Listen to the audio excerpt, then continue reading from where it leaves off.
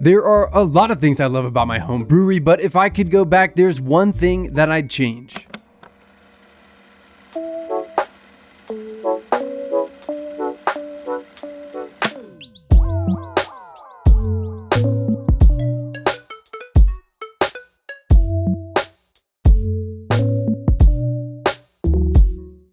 Hey, I'm Dan, this is Hops and Gnarly, and a couple years ago I moved into a new house and started building a brewery on one wall of my 2-car garage. The first step was removing everything from the garage and pulling every single nail and screw from the framing, and there were a ton. Once we had a clean slate, we started installing the panels. These are 1/4-inch birch plywood panels from my local hardware store, and the intention was to add some warmth to my videos while also setting things up for some integrated storage. But unfortunately, this is where I made the mistake, and a couple of you pointed this out in my home brewery tour, which I'll link down below. I was so excited to build the brewery that I didn't even consider adding any insulation behind the paneling, and now I'm reminded of this mistake every winter. It's absolutely unbearably cold out here sometimes. Now, I could rip all the panels down, add some insulation, put them back up, and regulate the temperature just like we do inside. Someday, that'd be super cool, but I don't think that's happening anytime soon. A lot of the time, you'll see me out here just brewing in my winter coat, and that's not too bad, but some days, it's not quite enough for a full day of brewing.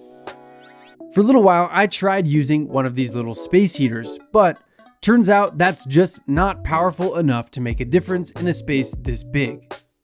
Then I stepped it up to one of these propane-powered heaters, and that works pretty well, but it's incredibly loud and requires some ventilation, which ends up offsetting some of the heat. Now trust me, I feel super lucky to brew in this space regardless of the temperature, and I definitely could have just dealt with it, but I mentioned it to my friends at NewAir and they sent me this. This is a 240 volt electric garage heater that's capable of heating up to 800 square feet. That's plenty of power to heat the space, but unfortunately, this won't be as simple as just plugging in the heater. The first problem is this plug.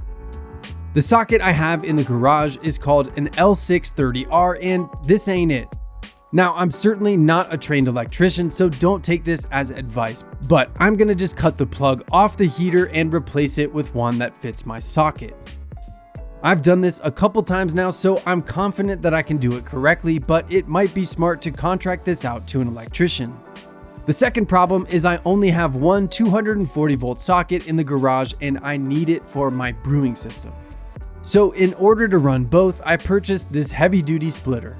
At first, I wasn't sure if I'd be able to run both at the same time, but I wanted to make sure I could at least have them both plugged in.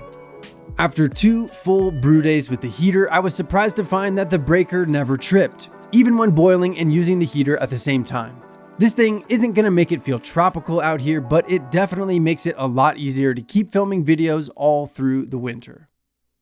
Big thanks to NewAir for sending this out and supporting homebrewing.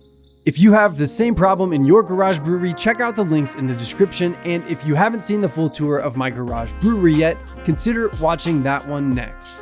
My name's Dan, this is Hops and Gnarly, thanks for hanging out with me today, I'll see you again soon.